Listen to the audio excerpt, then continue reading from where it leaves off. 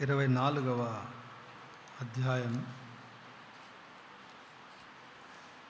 24వ అధ్యాయంలో 5వ వచన భాగం.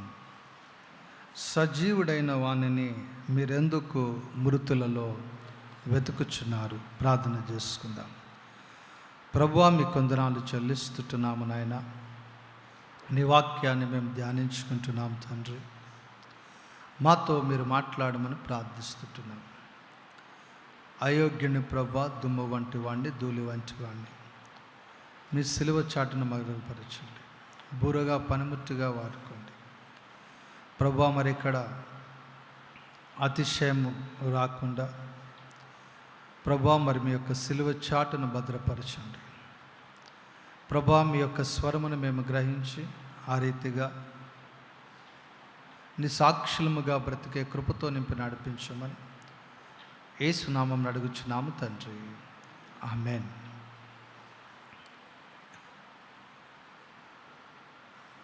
నాలుగు సువార్తలలో మత్తయి కానివ్వండి, మార్కు, లూకా, యోహాను, ఈ 4 సువార్తలలో చివరి అధ్యాయాలు. మత్తయి సువార్త 28వ అధ్యాయం కానివ్వండి, లూకా సువార్త 24వ అధ్యాయం కానివ్వండి, మార్కు సువార్త 16వ అధ్యాయం కానివ్వండి, యోహాను సువార్త 20వ అధ్యాయము కానివ్వండి. ఈ అధ్యాయాలన్నీ కూడా ప్రభు అయినటువంటి యేసుక్రీస్తు వారు సమాధిని గెలిచినటువంటి ఆ యొక్క సందర్భాలన్నీ కూడా మనకి కనబడుతూ ఉంటాయి. కొరింథీయులకు రాసినటువంటి మొదటి పత్రిక 15వ అధ్యాయము. కొరింథీయులకు రాసినటువంటి మొదటి పత్రిక 15వ అధ్యాయము 3-4 వచన భాగాలు మనము చదువుకుందాం.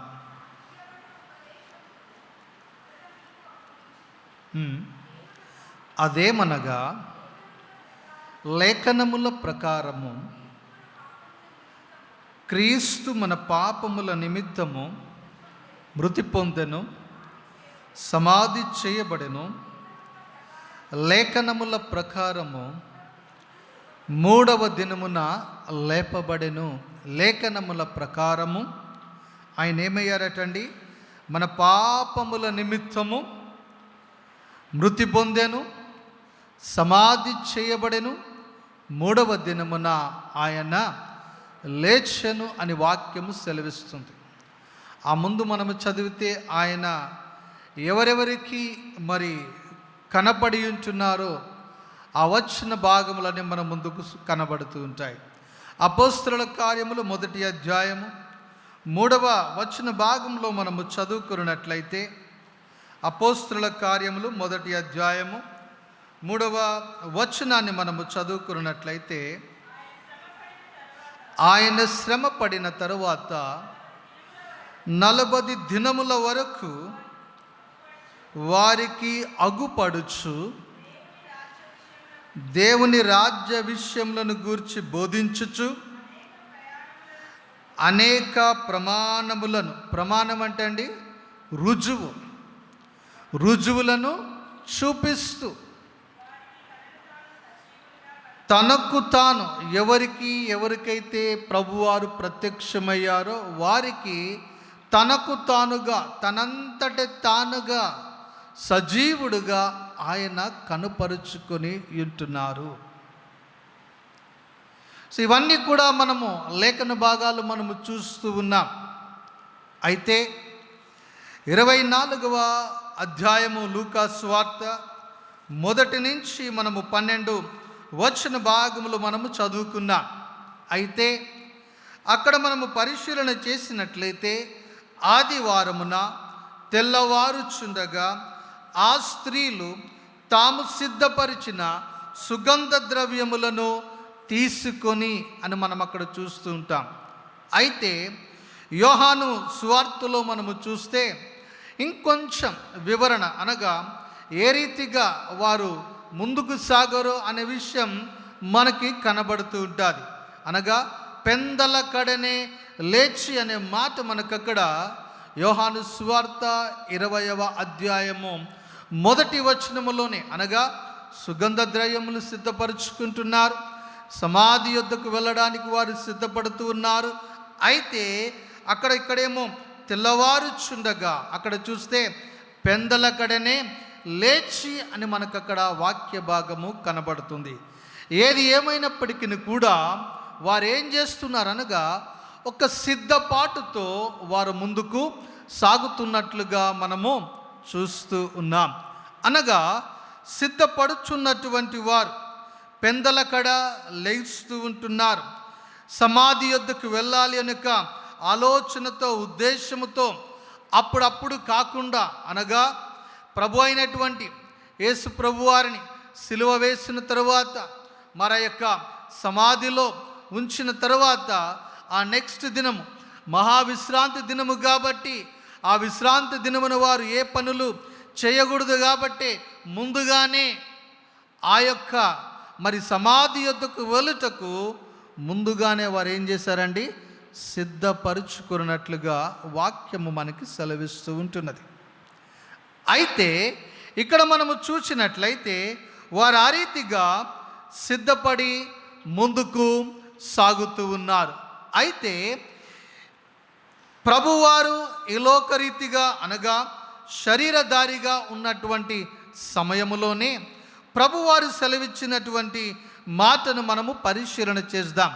మత్తయి సువార్త 16వ అధ్యాయము 21వ వచన భాగములో, ఇందాక మనము చదువుకున్నాం ఆ 7వ వచన భాగంలో, మీతో చెప్పిన మాట జ్ఞాపకము చేసుకొనుడి. అనగా ప్రభువారు ముందుగానే ఈ విషయాలు, అనగా నేను అప్పగింపబడబోతున్నాను, నేను చనిపోబోతూ ఉన్నాను, 3వ దినము నేను లెగుస్తాను అని చెప్పి ప్రభువారు అనేక మార్లు శిష్యులతో సెలవిచ్చినట్లుగా వాక్యము మనకి బోధిస్తూ ఉంటున్నది. మత్తయి సువార్త 16వ అధ్యాయము 21వ వచనాన్ని మనం చదువుకుందాం.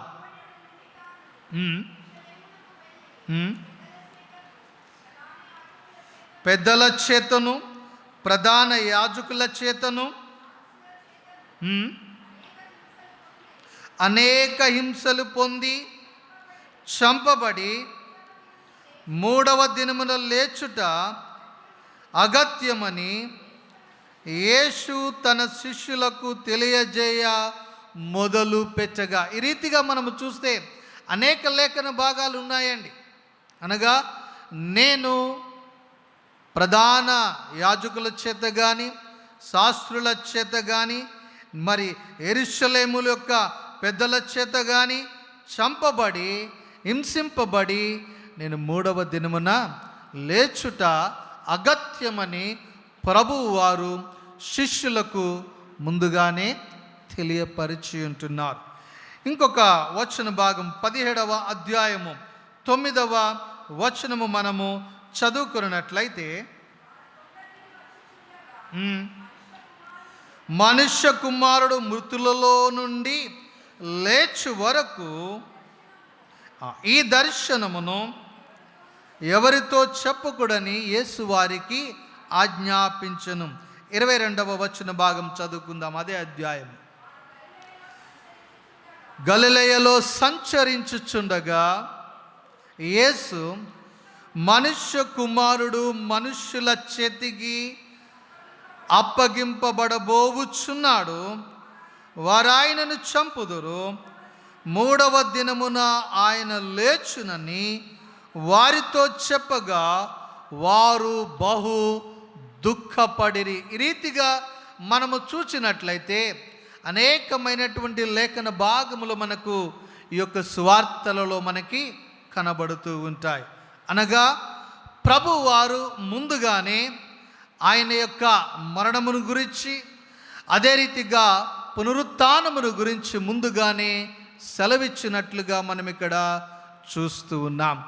అయితే ప్రభువారు సెలవిచ్చినటువంటి మాటను ఎవరు మర్చిపోయారండి?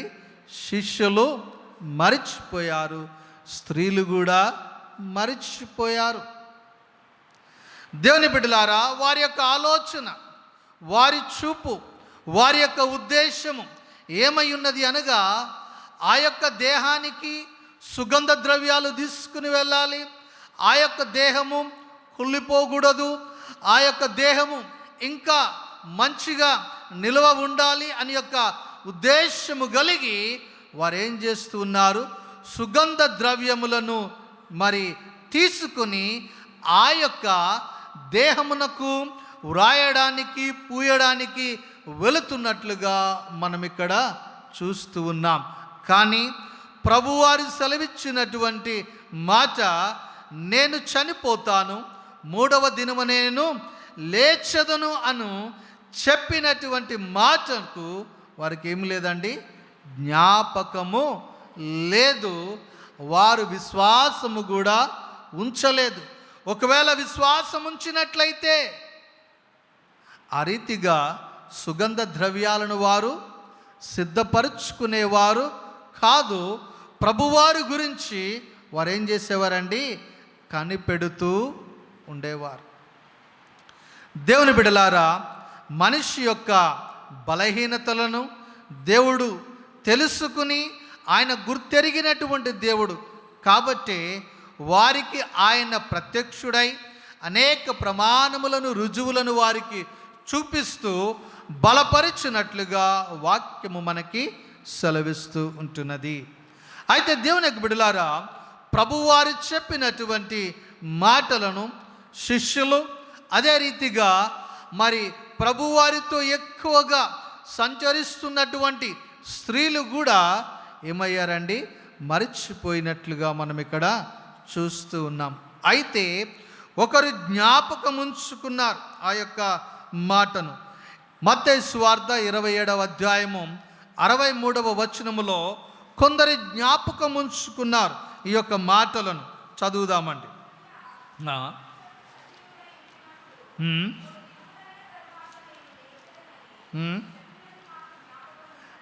ఎవరంటున్నారండి మాట? 27వ అధ్యాయము 63వ వచనంలో మనము చూస్తూ ఉన్నాం. అయితే ఎవరు వస్తున్నారు అక్కడి దగ్గరికి? 62వ వచనం చదివితే మనకు కొంచెం అర్థమవుతుంది.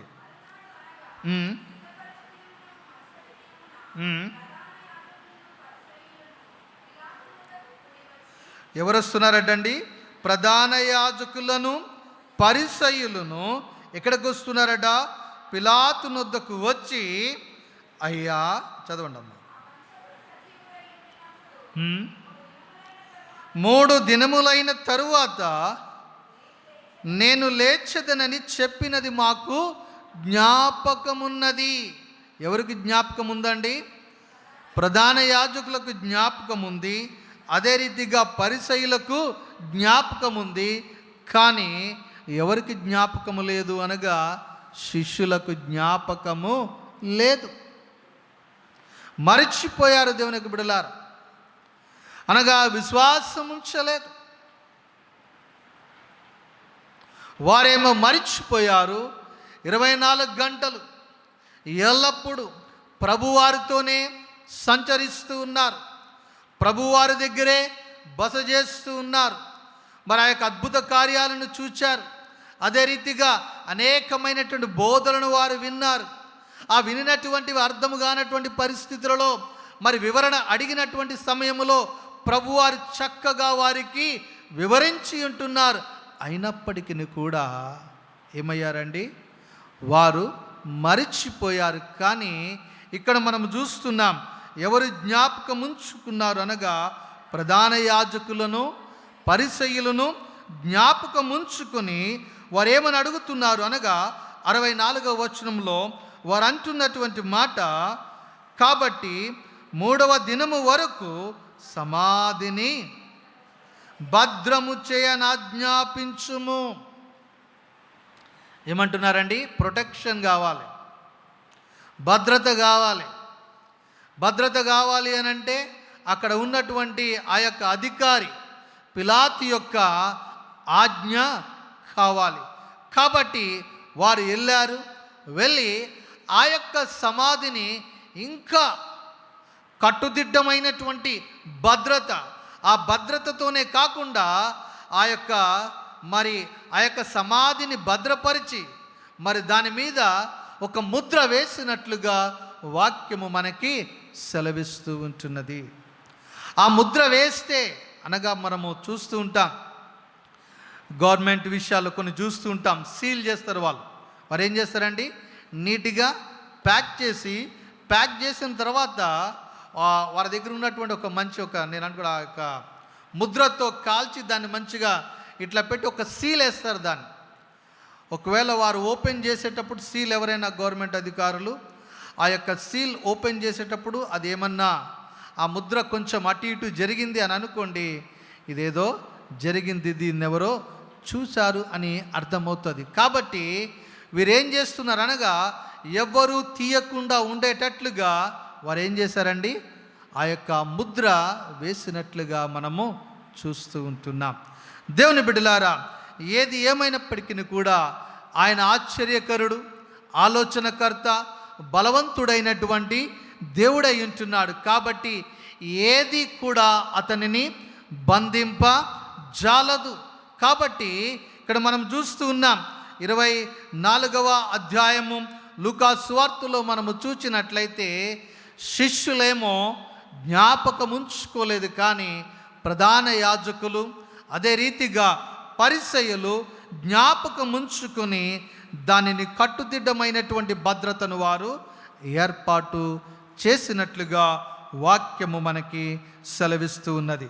24వ అధ్యాయము లూకా సువార్త మనము చూచినట్లయితే 2వ వచనములో వారు సిద్ధపడి సమాధి దగ్గరికి వచ్చినటువంటి సమయములో వారు అనుకుంటూ ఉన్నారు, అనగా ఈ 4 సువార్తలు ఒకవేళ చదివితే మనకు అర్థమవుతూ ఉంటుంది. ఎందుకనగా ఆ యొక్క రాయిని ఎవరు పొర్లిస్తారు, ఎందుకనగా ఆ రాయి బరువైనటువంటిది. కాబట్టి వీరు ఆ యొక్క రాతిని పొర్లించలేరు. కాబట్టి అనుకుంటూ వారి యొక్క సంభాషణ ఆ రీతిగా అనుకుంటూ ఆ యొక్క సమాధి దగ్గరికి ఎప్పుడైతే వచ్చారో అక్కడ మనము 28వ అధ్యాయంలో మనకు కనబడుతుంది, భూకంపం వచ్చినట్లుగా మనం చూస్తాం, ఆ యొక్క రాయి పొరలింపబడినట్లుగా మనం అక్కడ చూస్తూ ఉంటాము. అయితే దేవుని యొక్క బిడ్డలారా, ఆ 2వ వచనములో సమాధి ముందర ఉండన రాయి దొర్లింపబడి ఉండుట చూచి లోపలికి వెళ్ళిరి గాని ప్రభు అయిన యేసు దేహము వారికి కనబడలేదు. ఇందును గూర్చి వారికి ఏమీ తోచక్కయుండగా ప్రకాశమానమైన వస్త్రములు ధరించిన 2 మనుష్యులు వారి యొద్ద నిలవబడిరి. వారు భయపడి ముఖమును నేల మోపి ఉండగా వీరు సజీవుడైన వారిని మీరెందుకు మృతులలో వెతుకుచున్నారు అని చెప్పుతూ అక్కడ మనం చూస్తున్నాం. ఆయన ఇక్కడ లేడు, ఆయన లేచి ఉన్నాడు. ఆయన ఇంకా గలిలయలో ఉన్నప్పుడు మనుష్య కుమారుడు పాపిష్టులైన మనుష్యుల చేతికి అప్పగింపబడి సిలువ వేయబడి 3వ దినమందు లేవవలసి ఉన్నదని ఆయన మీతో చెప్పిన మాటను జ్ఞాపకము చేసుకునడని వారితో అనిరి. దేవుని యొక్క బిడ్డలారా, ఆయనతో సంచరించారు, కానీ ఆయన యొక్క మాటలను వారు ఏం చేయలేదండి, జ్ఞాపకము ఉంచుకోలేదు. మన విశ్వాస జీవితంలో మనము కూడా ఇదే రీతిగా మనము ముందుకు సాగుతూ ఉంటాం. దేవుని బిడ్డలారా, చూడండి, కొన్ని లేఖనానుసారముగా పరిశీలన మనము చేద్దాం. అపోస్తలుల కార్యములు 8వ అధ్యాయము 30వ వచనములో మనము చూచినట్లయితే అక్కడ అపోస్తలుల కార్యములు 8వ అధ్యాయము 30వ వచనములో మనము చదివినట్లయితే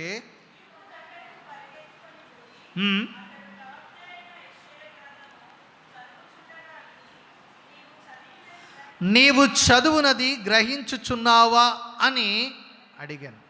అని అడిగినటువంటి సందర్భములో అక్కడ ఆ యొక్క నపుంసకుడు అనుచున్నటువంటి మాట, అతడు ఎవడైనను నాకు త్రోవ చూపకుంటే ఎలాగూ చదువుచున్నాడు, కానీ ఎట్టి స్థితిలో ఉన్నాడండి, గ్రహింపలేనటువంటి స్థితిలో ఉన్నారు. ప్రభువుతో సంచరిస్తూ ఉన్నారు, జీవించారు, కానీ వారు దేవుని యొక్క మాటలను జ్ఞాపకం ఉంచుకోలేనటువంటి స్థితిలో వారు ఉన్నారు. అనగా సంపూర్తిగా ఆయన యందు వారు విశ్వాసము ఉంచలేనటువంటి స్థితిలో వారు ఉంటున్నారు. దేవునికి బిడ్డలారా, ఇక్కడ కూడా నపుంసకుడు చదువుతున్నాడు, కానీ ఎటువంటి స్థితిలో ఉన్నాడు? గ్రహించలేనటువంటి స్థితిలో ఉన్నాడు. అయితే ఎప్పుడైతే నీవు చదువుచున్నది గ్రహిస్తున్నావా అని అడిగినప్పుడు, ఎవరైనా నాకు తెలియపరచండి, వివరించండి, ఏ రీతిగా నేను గ్రహించగలను అని అడిగినటువంటి సందర్భంలో ఆ యొక్క లేఖన భాగమును చదువుతున్నాడు. అది ప్రభు అయినటువంటి యేసుక్రీస్తు వారి గురించి ఉన్నటువంటి ప్రవచన భాగమును ఏ రీతిగా నెరవేర్చబడి ఉంటున్నదో తెలియపరిచినటువంటి సందర్భంలో వెంటనే వెళ్ళి బాప్తిస్మము పొందుకున్నట్లుగా మనం అక్కడ చూస్తూ ఉంటాం. మన విశ్వాస జీవితంలో మనము కూడా ఇంతే ఆత్మానుసారముగా ఏమవుతామండి? ప్రారంభిస్తూ ఉంటాం. కానీ ఏ రీతిగా పరిపూర్ణులవుతూ ఉంటాం? శరీరానుసారముగా పరిపూర్ణులము అవుతూ ఉంటాం. అందుకే గలతీలకు రాసినటువంటి పత్రిక 3వ అధ్యాయము 3వ వచనములో గలతీ సంఘానికి వ్రాస్తూ పౌలు గారు మాట్లాడుచున్నటువంటి మాటను మనము ఉదయకాల సమయంలో జ్ఞాపకము చేసుకుందాం. గలతీలకు రాసినటువంటి పత్రిక 3వ అధ్యాయము 3వ వచనము.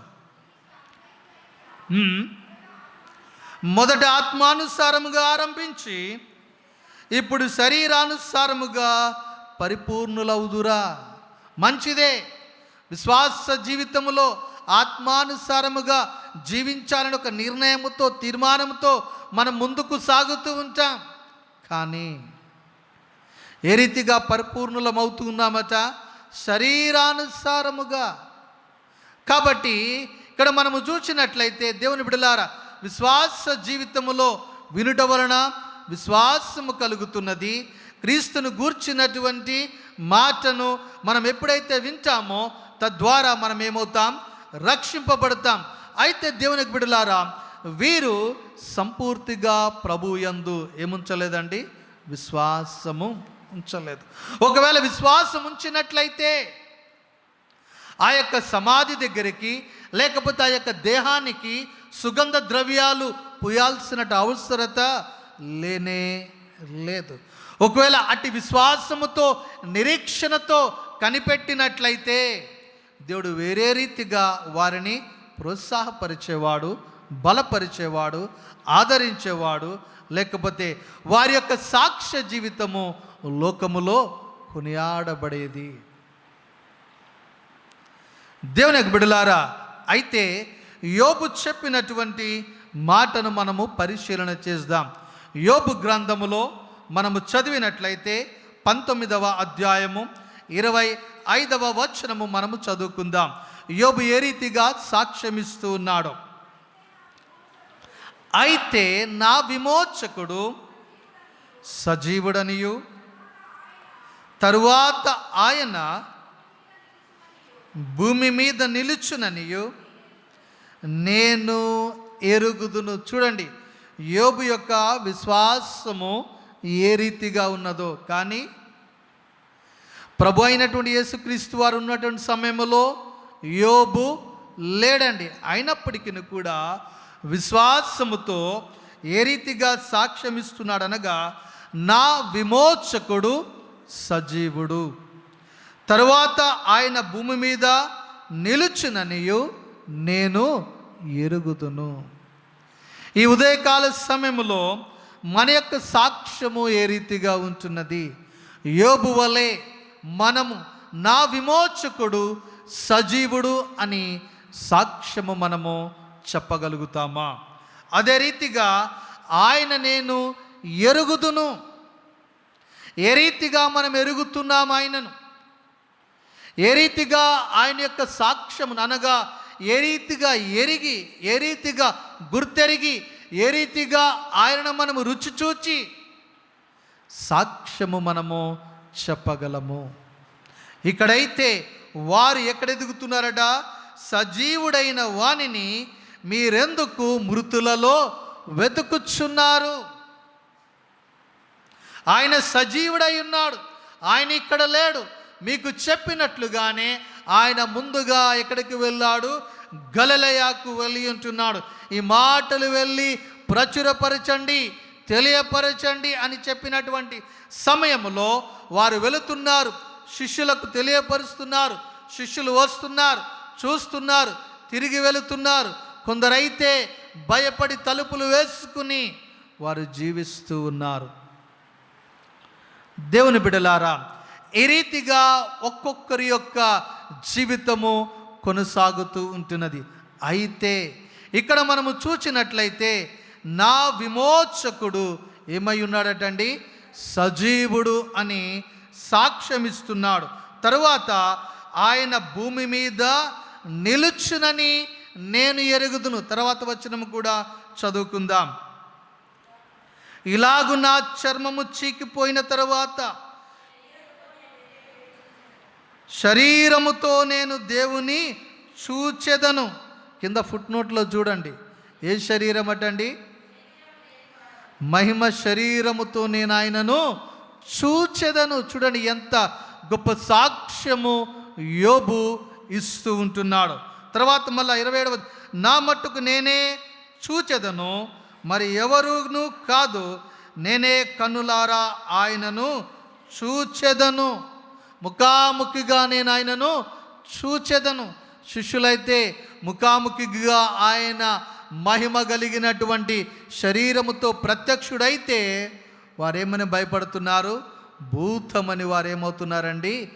భయపడుతూ ఉన్నారు. దేవుని బిడ్డలారా, విమోచకుడు అనగా మనం ఏమని గుర్తెరుగుతున్నాం? ఆయన విమోచకుడు, కరెక్టే. ఎక్కడి నుంచి విమోచించి అంటున్నాడు? వ్యక్తిగతంగా మనము చెప్పగలగాలి. పాపపు ఊబిలో చిక్కినటువంటి నన్ను, ఏంటండి? పాపపు ఊబిలో చిక్కినటువంటి నన్ను, ఆ ఏ పాపము ఊబిలో మనము చిక్కినాం, ఏ రీతిగా చిక్కి మనము జీవిస్తూ ఉంటున్నాం అనేది వ్యక్తిగత అనుభవము కలిగి అట్టి స్థితితో ఉన్నటువంటి నన్ను దేవుడు విమోచించను అని మనము సాక్ష్యము చెప్పగలగాలి. వారేమో సజీవుడైనటువంటి యేసును ఎక్కడ వెతుకుతున్నారండి? మృతులలో వెతుకుచున్నారు. దేవుని బిడ్డలారా, మన విశ్వాస జీవితము మనము ఎక్కడ వెతుకుతున్నాం? వేటి యందు మనము వెతుకుతూ ఉన్నాం? వేటి యందు ఆశ కలిగి మనం ముందుకు సాగుతూ ఉన్నాం? ఇక్కడ చూచినట్లయితే విమోచకుడు అనగా పాపపు ఊబిలో నుంచి ఆయన మనలను విమోచించి ఉంటున్నాడు. అనగా ఆయన విమోచన క్రయధనమును చెల్లించి ఆయన మనలను విమోచించాడు. ఒక పాస్టర్ గారు పనిచేస్తున్నటువంటి గ్రామంలో ఒక ప్రదేశంలో ఒక మురికివాడ ఉందటండి. ఏ వాడ? ఒక మురికివాడ. ఆ మురికివాడలో ఒక సందు కనబడుతుంది, ఒక వీధి కనబడుతుంది. ఆ వీధి కూడా మురికిగానే ఉన్నది. ఎందుకో మరి ఆ యొక్క సేవకుని యొక్క దృష్టి దాని మీదకి వెళ్ళింది, అనగా ఆ యొక్క మురికివాడ మీదకి వెళ్ళింది. వెళ్ళిన తర్వాత ఆయన యొక్క మురికివాడలోనికి వెళుతున్నటువంటి సందర్భంలో అతని యొక్క దృష్టి ఒక పిల్లవాని మీద పడ్డది. మనం వెళ్తున్నప్పుడు, మార్గంలో వెళ్తున్నప్పుడు రకరకాలైనటువంటి మనం చూస్తూ వెళ్తుంటాం.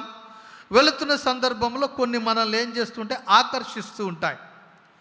అయితే అదే రీతిగా ఆ యొక్క సేవకుడు వెళుతున్న సందర్భంలో ఒక పిల్లవాడు ఏం చేస్తున్నాడు అనగా ఒక పంజరం పట్టుకుని అందులో ఉన్నటువంటి పక్షులను చూస్తూ ఆ పక్షులను ఇటు అటు అనగా ఆ పంజరాన్ని ఇటు ఇటు కొడుతూ ఎగురుతుంటే వాటిని చూసి సంతోషిస్తూ ఆనందిస్తూ ఉన్నాడు. కానీ ఎందుకో ఆ యొక్క సేవకునికి ఆ యొక్క పిల్లవాని మీద దృష్టి పడి చూచి, ఏం చేస్తున్నావు వీటిని అని అడిగాడు. అంటే వీటిని నేను చూస్తూ ఉన్నాను. చూచిన తర్వాత ఏం చేస్తావు? ఈ రీతిగా ఆడుకుంటున్నాను. రైట్, మంచిది. ఆడిన తర్వాత ఏం చేస్తావు అనగా, ఆడిన తర్వాత ఏం చేస్తాను? ఇంటికి తీసుకెళ్తా. ఇంటికి తీసుకెళ్ళి మా ఇంటిలో పిల్లులు ఉన్నాయి. ఆ ఆ పిల్లులకు నేను వీటిని వేస్తాను. వేటికి వేస్తాడటండి? పిల్లులకు నేను ఒక్కొక్కటి వేస్తూ ఉంటా. ఎందుకు అంటే పిల్లులు పిక్కును తింటుంటే నాకు చాలా మంచిగా అనిపిస్తుంటుంది చూడడానికని ఎవరన్నారట? ఆ బాలుడు అనగానే ఒక్కసారి ఆ కాపరికి ఇదే రకమైనటువంటి అనగా ఇదేంది ఇరుక కూడా సంతోషిస్తారా, ఇటువంటి ఆశ కూడా ఉంటుందా అని ఒక్కసారి ఆ యొక్క కాపరి ఒక్కసారి షాక్ అయినట్టు అయ్యి, ఓకే ఒక పని చేయి, వీటిని నాకు అమ్ముతావా అని అన్నాడట. అన్నప్పుడు అమ్ముతా అని అన్నాడు. ఎంత అనగా ఇంత అమౌంట్ అనగా అంత అమౌంట్ ఆ యొక్క సేవకుడిచ్చి తీసుకుని వాటిని ఇంటికి తీసుకొచ్చిన తర్వాత పంజరములో నుంచి వాటిని విడిచిపెడితే ఆ పక్షులు స్వేచ్ఛగా ఏమైపోయాయండి? ఎగిరిపోయాయి. దేవుని బిడ్డలారా, ఇదే రీతిగా ఏదెను తోటలో పాపము ద్వారా మనం ఏమయ్యామండి? అపవాదికి అవకాశం ఇచ్చుట ద్వారా పాపమనే ఊబిలో ఆయన మనల్ని ఏం చేశాడు? బంధించాడు. బంధించి రకరకాలుగా దేవుని యొక్క మార్గము తెలియనేయకుండా రకరకాలుగా పాపములో కూరుకుని పోయేటట్లుగా మనల్ని ఏం చేస్తూ వచ్చాడు? అపవాది బంధిస్తూ వచ్చాడు. బంధిస్తూ ఆనందిస్తూ ఉన్నాడు, సంతోషిస్తూ ఉన్నాడు. ఈ మాటలు మనకు కనబడతాయి. అతడు గాలము వేసి ఏం చేస్తున్నాడటండి? గుచ్చి లాగి వలలో వేసి వలలో పడినటువంటి దాన్ని బట్టి ఏం చేస్తున్నాడట? గంతులు వేస్తూ ఉన్నాడు. కానీ దేవుని బిడ్డలారా, ఈ రీతిగా బంధింపబడినటువంటి మనలను ప్రభు అయినటువంటి యేసుక్రీస్తు వారు ఈ లోకానికి వచ్చి ఆయన మనలను పాపము యొక్క ఊబిలో నుంచి, నిత్య నరకాగ్ని నుంచి ఆయన మనల్ని ఏం చేసి ఉంటున్నాడు? విడిపించి ఉంటున్నాడు. ఆయన విమోచన క్రయధనమును ఆయన చెల్లించి ఉంటున్నాడు. విమోచన క్రయధనము అనగా అది చాలా పెద్ద మాట అండి దేవుని బిడ్డలారా. అనగా మనకు బదులుగా తానే ఆయన బలి అయి మనలను విమోచించి ఉంటున్నాడు. కాబట్టి దేవుని బిడ్డలారా, ఇక్కడ మనం చూస్తున్నాం ఆయన మనలను విమోచించి ఉంటున్నాడు. నరకము నుంచి ఆయన మనలను విమోచించి ఉంటున్నాడు. దుష్టత్వము నుంచి ఆయన మనలను విమోచించి ఉంటున్నాడు. అదే రీతిగా మరి తీర్పులోనికి వెళ్ళనీయకుండా ఆయన మనలను విమోచించి ఉంటున్నాడు. కాబట్టి ఆయన మనలను విమోచించి ఉన్నాడని వ్యక్తిగతంగా మనం ఏం చెప్పాలా? సాక్ష్యము చెప్పగలగాల. రెండవదిగా మనము చూచినట్లయితే, యోబు చెప్పినటువంటి మాటలు మనము చూచినట్లయితే, నేను ఎరుగుదును. ఏమంటున్నాడండి?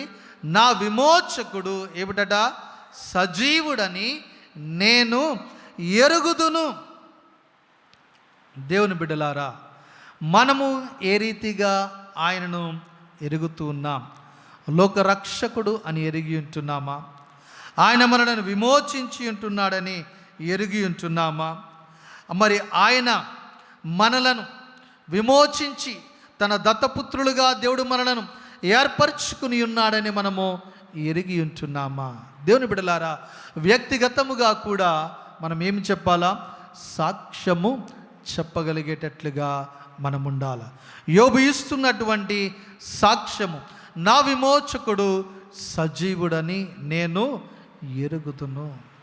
దేవుని బిడ్డలారా, ఎరిగి అతడు ఇస్తున్నటువంటి సాక్ష్యము, ఇదిగో ఒకానొక దినమున నేనేం చేయబోతున్నాను? ముఖాముఖిగా నేను ఆయనను చూడబోతున్నాను. ఏ రీతిగా అనగా మహిమ శరీరముతో ఆయన నేను చూడబోతూ ఉన్నాను. దేవుని బిడ్డలారా, ఇటు నిరీక్షణ మనము కలిగి ఉన్నామా? ఎందుకనగా ఒకానొక దినమున మధ్యాకాశములో ఎప్పుడైతే ఆయన యొక్క బూర ధ్వనిస్తుందో రెప్పపాటులో మనమందరం ఏమవుతామట? మార్పు చెందెదము. మార్పు చెందినటువంటి మనము ఆయన ఎదుట నిలవబడి ఆయనను ముఖాముఖిగా చూచెదము. అటు సాక్ష్యము కలిగి ఉన్నామా? అదే రీతిగా ఆయన ఎదుట అనగా కృపాసింహాసనం ఎదుట నిలవబడి ఆ యొక్క తీర్పులో సిగ్గుపడనక్కర లేకుండా తల ఎత్తుకునేటట్లుగా బలా నమ్మకమైనటువంటి మంచి దాసుడా అనే సాక్ష్యముతో మనము నిలవబడగలను అనేటువంటి యొక్క నిరీక్షణ విశ్వాసము మనము కలిగి ఉన్నామా? ఉదయకాల సమయంలో దేవుని బిడ్డలారా, మనలను మనం పరిశీలన చేసుకుందాం. ఏ రీతిగా మనం ఆయనను వెతుకుతుంటున్నాం? ఆయన మన రక్షకుడు అని ఎతుకుతున్నామా? ఆయన నా యొక్క విమోచకుడు అని ఎదుగుతున్నామా? ఆయన నన్ను రక్షించడానికి లోకానికి వచ్చాడు. ఆయన ఇదిగో ఆ యొక్క మృత్యుంజయుడైనటువంటి దేవుడు. ప్రకటన గ్రంథము 1వ అధ్యాయం 18వ వచనంలో మనము చూసినట్లయితే ఆ మాట మనకి కనబడుతున్నది. ప్రకటన గ్రంథము 1వ అధ్యాయము 18వ వచనాన్ని మనము చదివినట్లయితే, నేను మొదటి వాడను, కడపడి వాడను, జీవించువాడను, మృతుడనైతిని గాని ఇదిగో యుగ యుగములు సజీవుడనై, అనగా ఆయన నిత్యము జీవించే దేవుడు. చనిపోయినటువంటి వారు లేచారు. లాజరు చనిపోయాడు, బ్రతికింపబడ్డాడు. తిరిగి అతడు ఏమైపోయాడండి? చనిపోయాడు. అనేకులను ప్రభువారు మరి చనిపోయినటువంటి వారిని లేపారు. తిరిగి వారు ఏమైపోయారండి? తిరిగి వారు చనిపోయారు. కానీ ప్రభు అయినటువంటి యేసుక్రీస్తు వారు మృతిని గెలిచినటువంటి దేవుడై ఉన్నాడు.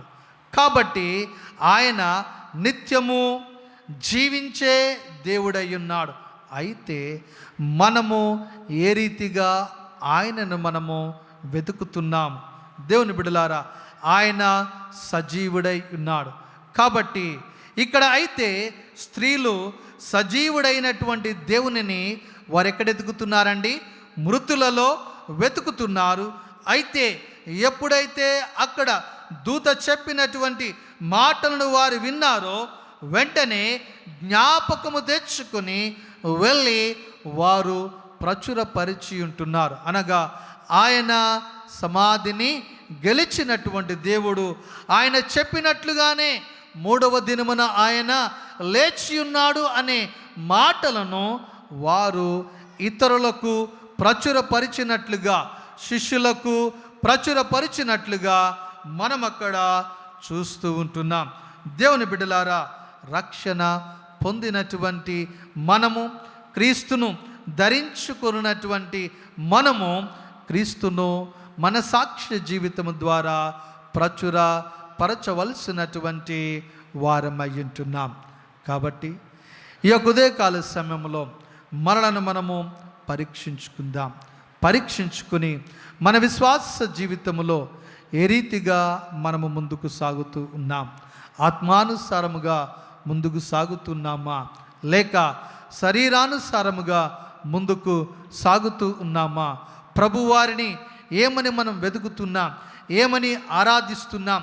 నిజమైనటువంటి దేవుడు, లోకరక్షకుడు, నా విమోచకుడు, సజీవుడు, మృతిని గెలిచినటువంటి దేవుడు అని వ్యక్తిగతముగా మనము నమ్మి విశ్వసించి ఆ రీతిగా జీవిస్తూ ఆయనను మనము ప్రచురపరిచే వారముగా ముందుకు సాగుదాం. ప్రార్థన చేసుకుందాం.